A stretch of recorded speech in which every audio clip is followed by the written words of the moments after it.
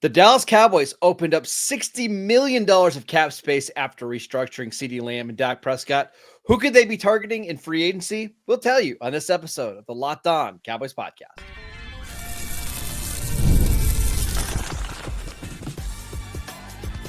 You are Locked On Cowboys, your daily Dallas Cowboys podcast. Part of the Locked On Podcast Network, your team every day.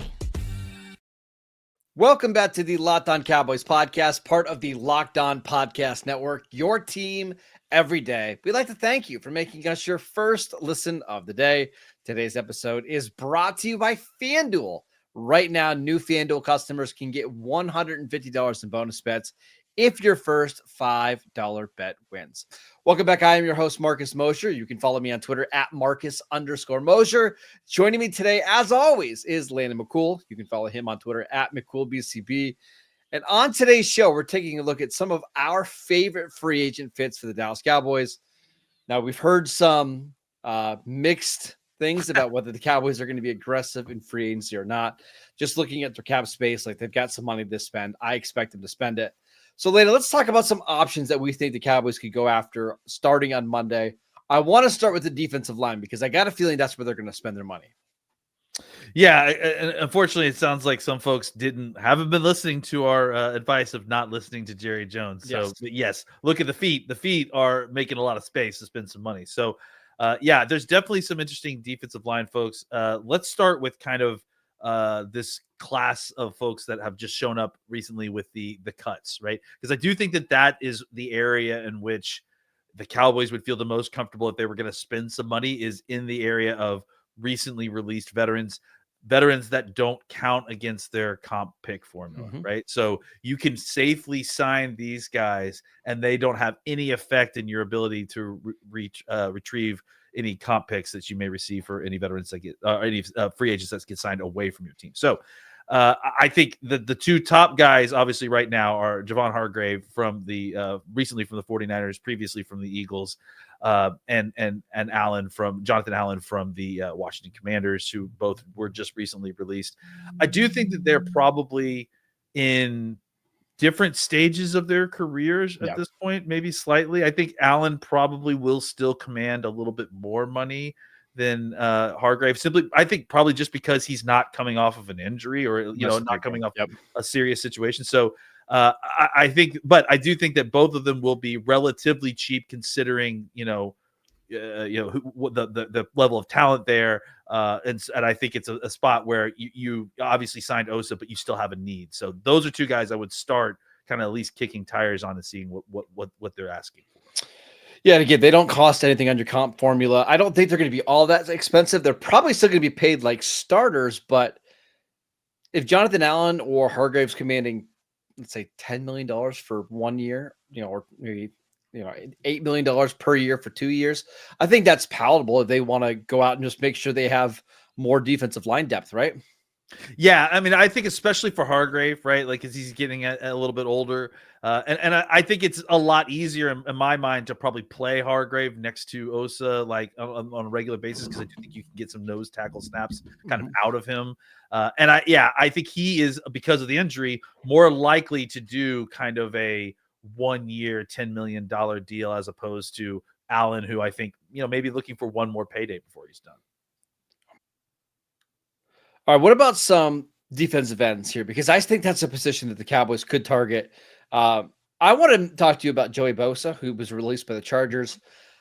I know that he gets banged up, and I know he's older, and I'm sure he's lost a few steps. He was, that 2016 draft? But, man, if you're paying him to be a number 2 pass rusher and it's really a year-by-year thing, I don't think that's an awful target if the Cowboys decide to go there.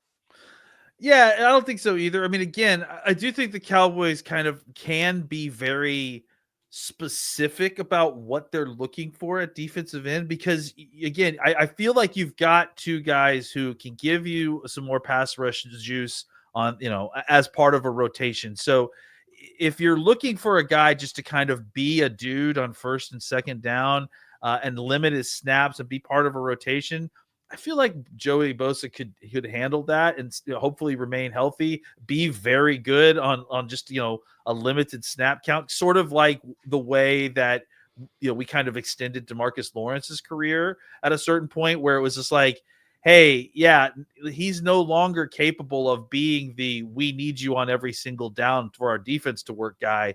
But if you wanted to reduce his snaps by half and have him play 25 to 30 snaps a game, I think you can still get a guy who maybe was able to stay healthy longer and still produce at a high level and get what you need out of him. So I think Bosa makes some sense.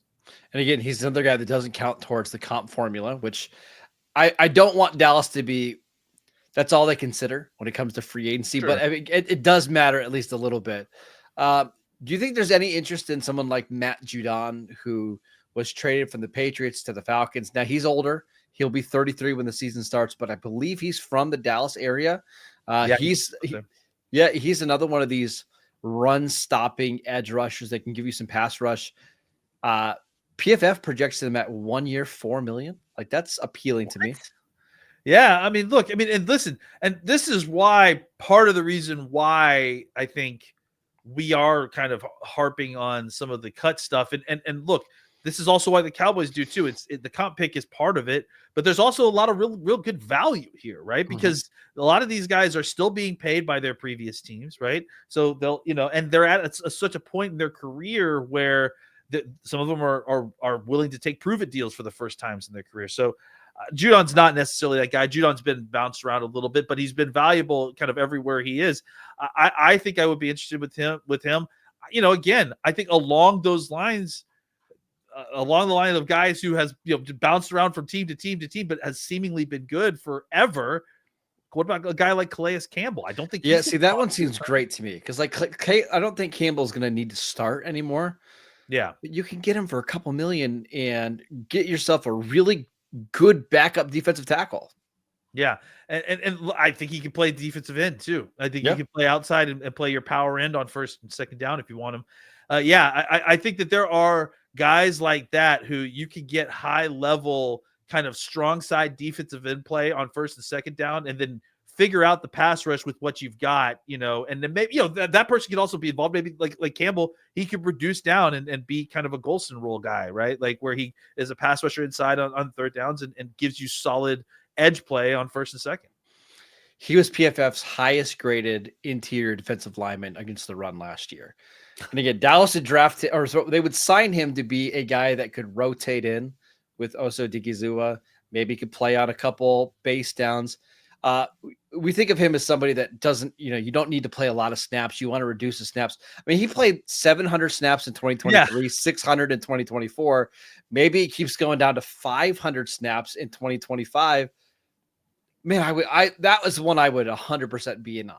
He's a unicorn, man. Like he's 38 years old. Like we didn't even, I don't know if we mentioned that just because we all know who Calais Campbell is because he's been around since some of us have been born.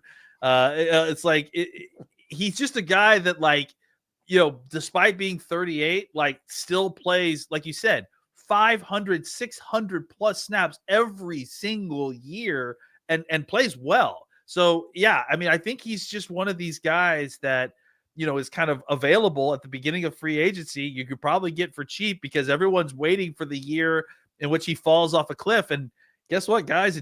That year hasn't come yet. Maybe it won't come this year. And again, if you're talking about a role in which you're limiting his snaps, you're not trying to overwork him, I think you could get another really good year out of Calais Campbell. Last one. I still think Dallas has interest in DeMarcus Lawrence. I don't know what his market's going to be like in free agency, but maybe he's not somebody that you sign this upcoming week, but instead, he's somebody that you look at like in April or maybe even after the draft. Yeah, I did a list of free agents that I was interested in. I broke them down by before and after the draft.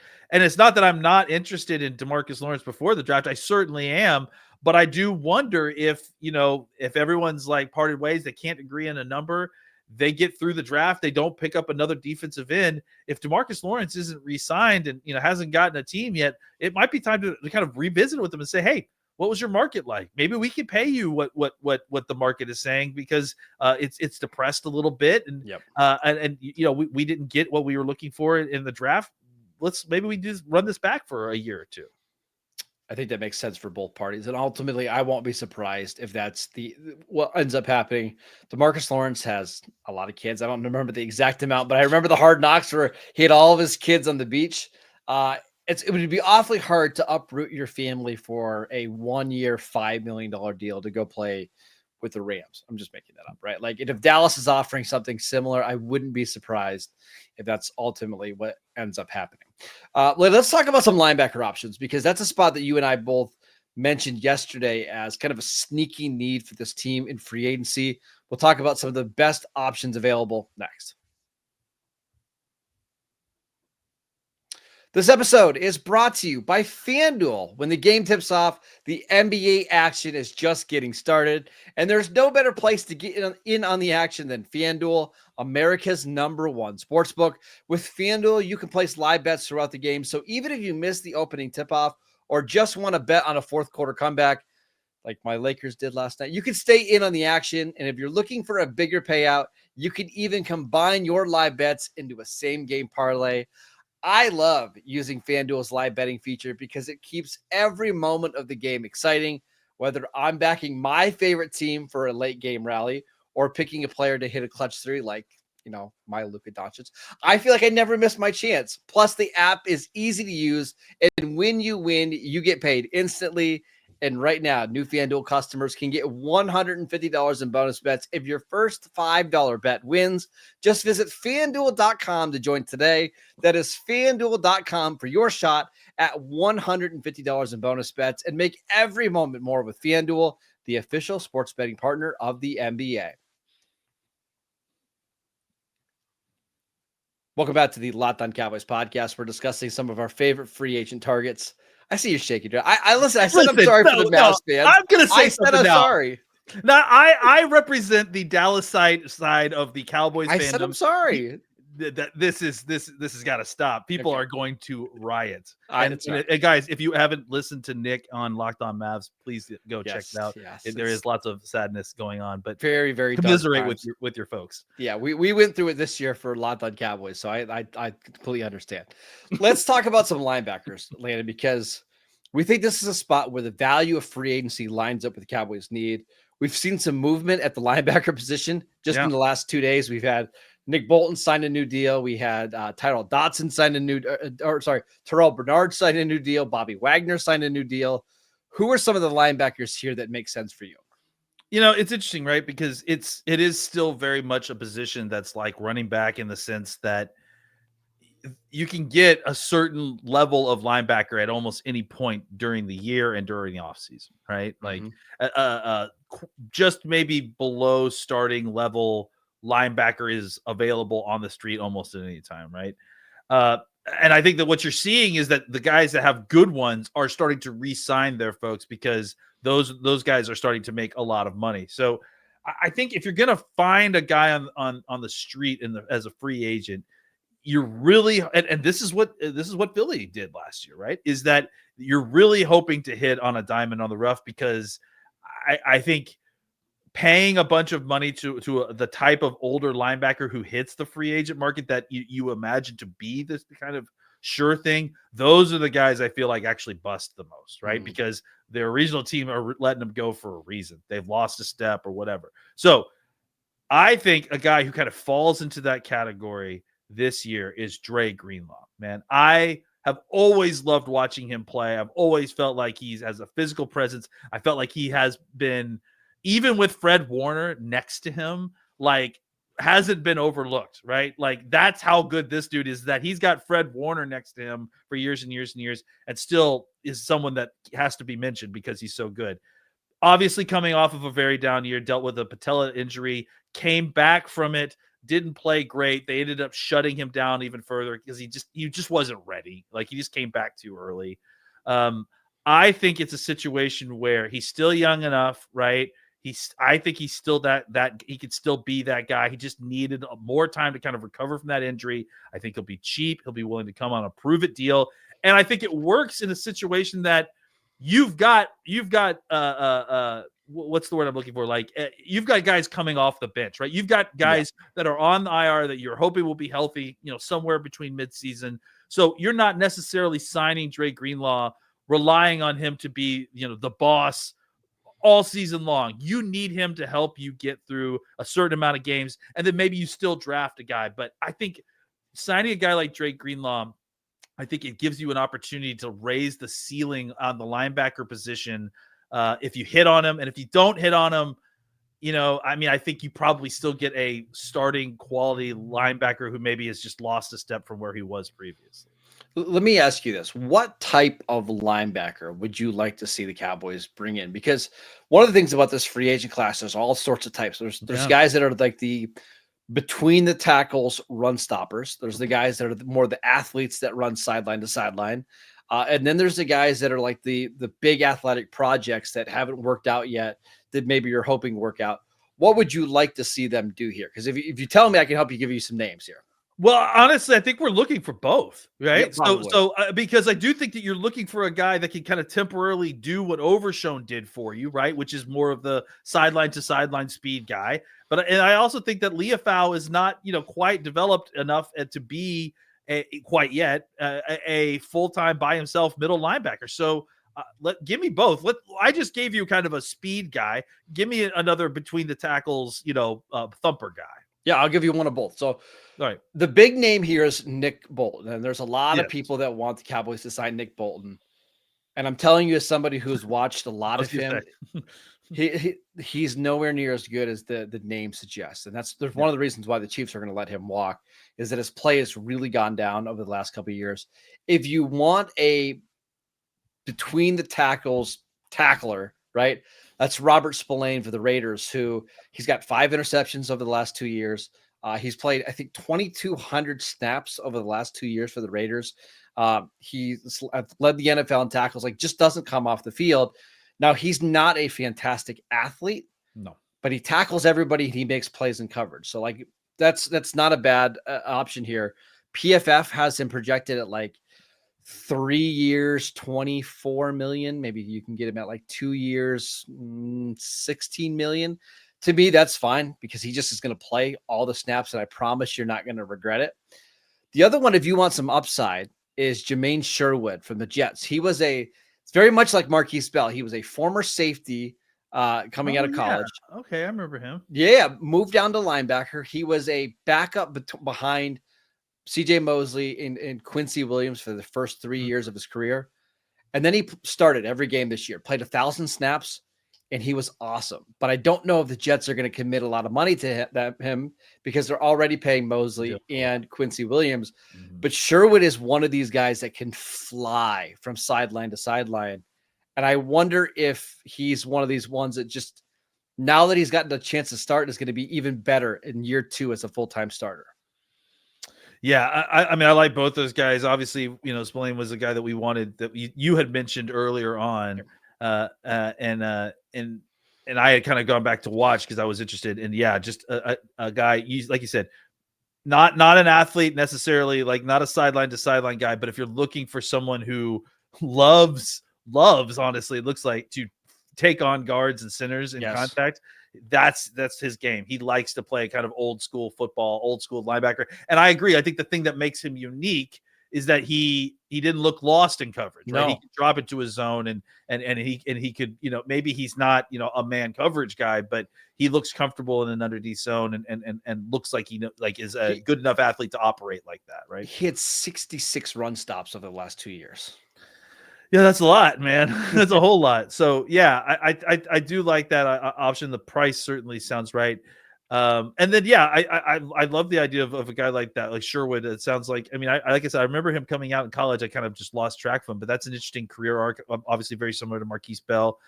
So it'll be interesting to see kind of, if the Jets decide to retain him or not. But like you mentioned, they have a lot of financial commitments that they got to get to as well. So yeah, and I'll give you one more name because I wouldn't be surprised if this happens. We're starting to hear some whispers. Sounds like there's been people in the organization that still really like Eric Kendricks, and the more film that Matt Eberflus and this defensive staff is watching, they don't feel like he's washed up at all. Now, last year, the Cowboys signed Eric Kendricks to a 1-year vet minimum deal. And honestly, I think he played well enough that he could probably earn a slight bump in pay. But he is 33. He missed some time with an injury. I think it was his calf injury last year. Still played over 900 snaps. if they want to bring back Kendricks to just kind of be the guy that can fill in until Overshown is ready to go, I'm fine with that as well. Yeah, I mean, I think so too. I mean, obviously, you lose a little bit of the value with Kendricks not having Zimmer. I think just because I think that part of it was a bonus that he just knew that defense so well. But I still think that when you saw him with the Chargers, he was still a good linebacker there, right? And other systems. So and yeah, he is 33, but I do think he's an instinctual player and he's a good enough athlete still. You didn't feel like there were tons of points last year watching him where he looked too slow to be on the field, right? And especially since I don't think so. Especially since you want him, on the front end of the season, specifically to kind of help fill in the gaps for guys that you're waiting to kind of come back from injury. I think that makes a lot of sense as well. So I think the good news for the Cowboys is that they have a lot of ways that they can solve this linebacker problem. There are a lot of solutions out there. It's just how do they want to crack that particular nut? And they don't need numbers. They just need a single guy, right? Like, so if you bring back Eric Kendricks, well, that's maybe not the highest upside signing. I think you'll be okay. So I think Cowboys are going to be in a good spot there. Let's talk about the offense. We touched on some receivers on Thursday's show. Go listen to that if you want to see some guys that we think the Cowboys might be interested in. But let's talk about some maybe offensive linemen the Cowboys could bring in to really upgrade this unit. We'll get to that next.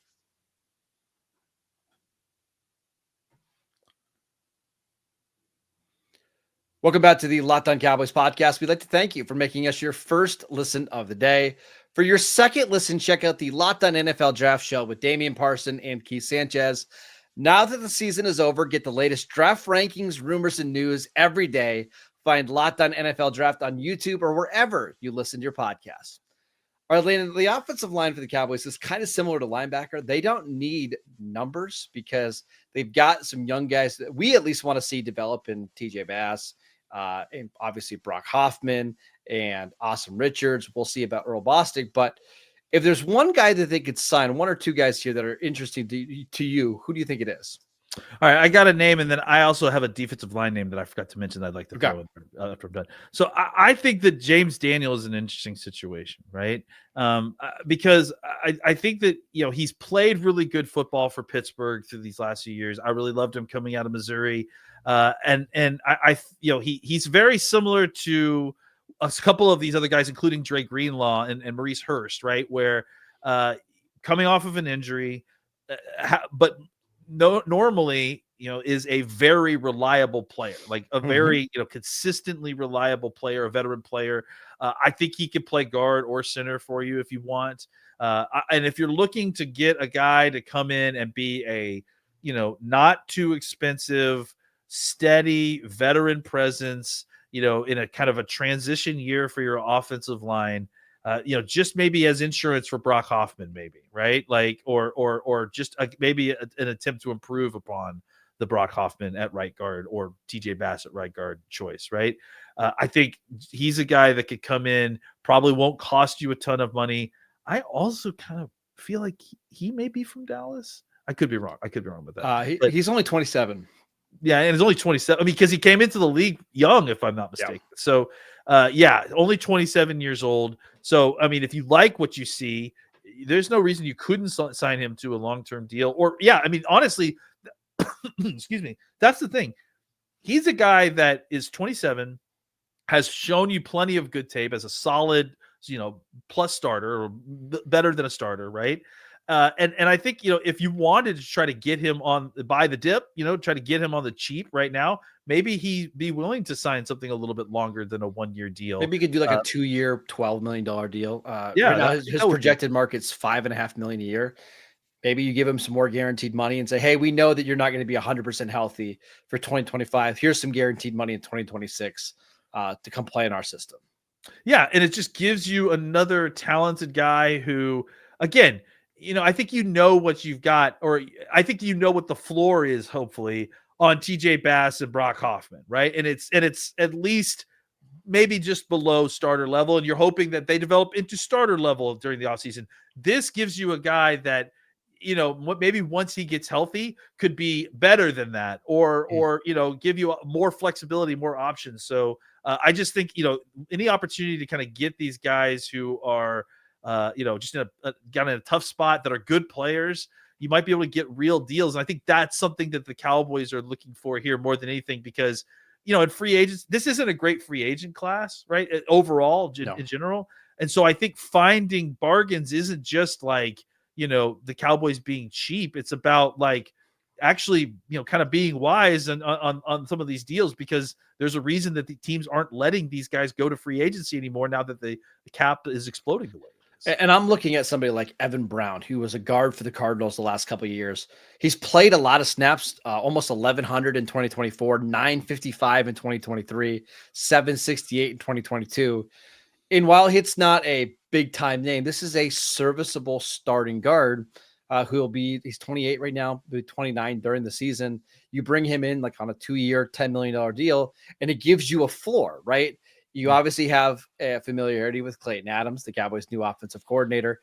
And maybe this is just that same type of deal as the James Daniels. It's like, hey, maybe he's not our starter. Maybe he's our swing guy, but at least we know if Brock Hoffman's not ready to go, or if we have to kick Tyler Smith out to left tackle, we can bring in someone like Evan Brown or maybe Will Hernandez to give us competent guard play. Yeah, Hernandez is another guy that's interesting, right? Because, obviously familiarity. We talked about him a little bit. Older, coming off an injury, so he should be pretty cheap. The name I wanted to bring up, defensive lineman Bobby Brown from the Rams, right? He went to Texas A&M. I know friend of the show, Joey Ikes, is excited to hear me say his name.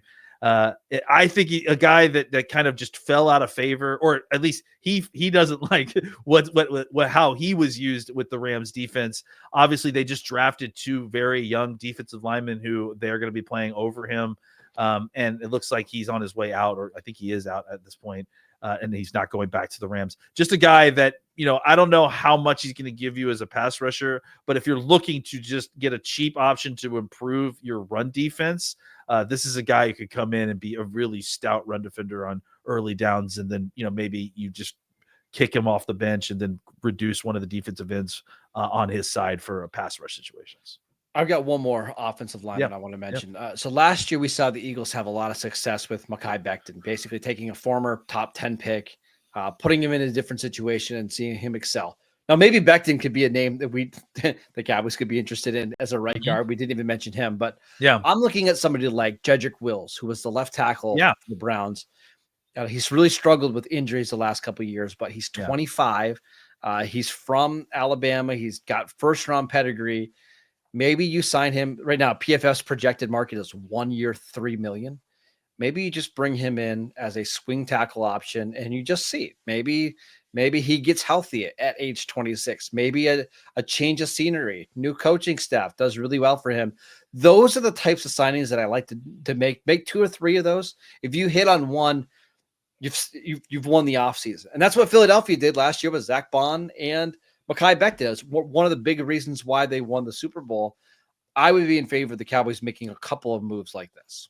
Yeah, and Willis is a guy too that, it was the Browns he was with right before. Yep. They couldn't afford to not play him at left tackle because of his draft position, right? And the hubbub around that is that it sounds like maybe he's just a right tackle. Like I think possible. Maybe it's just like the mechanics for him is just easier on the right side. So maybe you sign him. Like $3 million is nothing for that, right? Sign him and then see how he is at right tackle. Maybe he's good enough that he's a future option there once Steele's deal is done, and then while you're waiting on that, he becomes like your swing tackle. Although obviously he struggled at left tackle, he definitely has played it before. So in an emergency situation, you could put him out there. So again, I think smart moves like that where you're getting guys, you're buying low on guys that may still have some talent, still have some youth, right? And maybe they just hit free agency at the wrong time, right? Because of an injury or bad timing or bad fit or whatever. Take advantage of those market inefficiencies and find a good player. All right, that is it for today's show. We'd like to thank you for making us your first listen every single day. On Monday's show, we're going to get some free agent news. The legal tampering period, which is the dumbest thing ever, opens up on Monday. If any news breaks regarding the Cowboys, we will talk about it. So make sure you tune in for that. Download the podcast wherever you get your podcasts. We are free and available on all platforms. Follow Landon on Twitter at McCoolBCB. I'm at Marcus_Mosher, and we'll see you right back here on Monday.